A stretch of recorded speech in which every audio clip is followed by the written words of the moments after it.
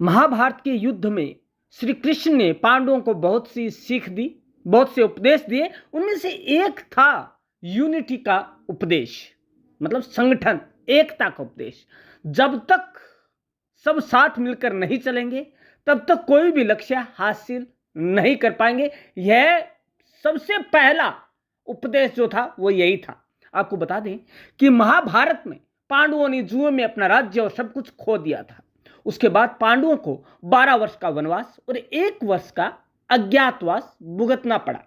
कौरव और पांडवों के बीच यह तय हुआ था कि जब वे वनवास और अज्ञातवास पूरा कर लेंगे तब कौरव उन्हें उनका राज्य वापस लौटा देंगे।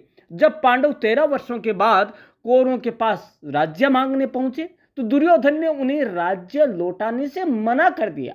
बहुत समझाने के बाद भी दुर्योधन ने पांडवों को उनका हक नहीं दिया।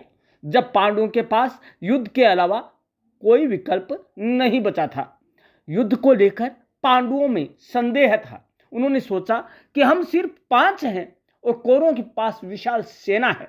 उनके पास भीष्म, द्रोणाचार्य, कर्ण जैसे महायोद्धा भी हैं। इतने लोगों से हम कैसे जीत पाएंगे, कैसे हम हमारी हार का बदला ले पाएंगे। तब श्री कृष्ण ने पांडवों को जीवन का एक बहुमूल्य और बहुत बड़ा मंत्र दिया। उन्होंने कहा कि यह युद्ध हिंसा नहीं बल्कि सत्य की रक्षा का संघर्ष है। कौरवों की संख्या भले अधिक है पर उनके बीच एकता नहीं है, यूनिटी नहीं है। उनके मन बंटे हुए हैं। जबकि तुम 5 हो लेकिन तुम्हारे मन एक हैं, संगठित हैं। एकता सबसे बड़ी शक्ति है। यही एकता तुम्हारी जीत का आधार भी बनेगी। बाद में श्री कृष्ण की बात सच साबित हो गई और पांडवों ने कौरवों को पराजित कर दिया। अब जो ये उपदेश है उसकी सीख क्या मिलती है? इस प्रसंग से एक महत्वपूर्ण जीवन प्रबंधन की सीख मिलती है। वह है संख्या नहीं, एकता मायने रखती है। कई लोग सोचते हैं कि हमारे पास संसाधन कम है, लोग कम है, तो हम बड़ा लक्ष्य कैसे हासिल कर पाएंगे। लेकिन अगर टीम में एकजुटता है, टीम वर्क है, परस्पर विश्वास और सहयोग की भावना है तो कोई भी लक्ष्य असंभव नहीं है। तो दोस्तों, जान लेते हैं कि वो कौन सी चीजें हैं जो एकता को लक्ष्य हासिल करने के लिए एक संगठित कार्य प्रणाली बनाती है।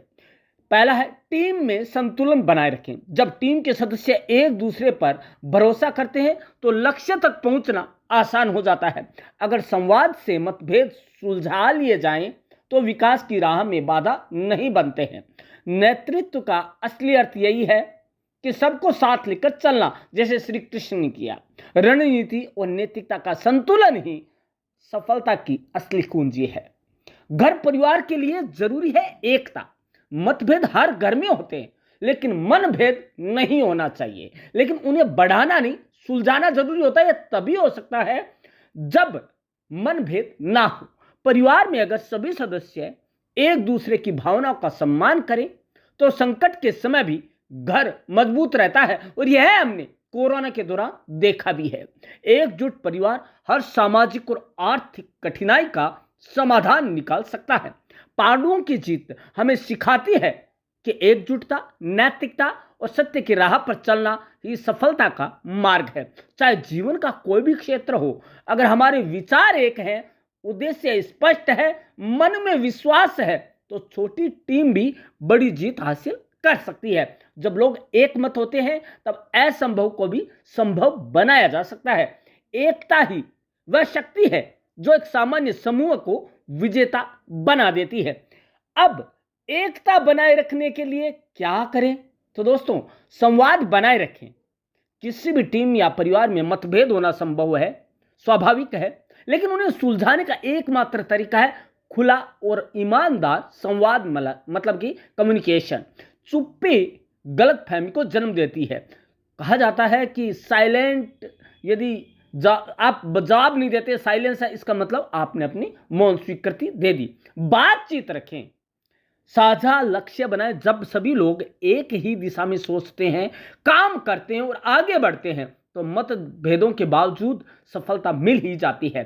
टीम या परिवार में एक साझा लक्ष्य तय करना चाहिए। एक दूसरे की ताकत पहचाने।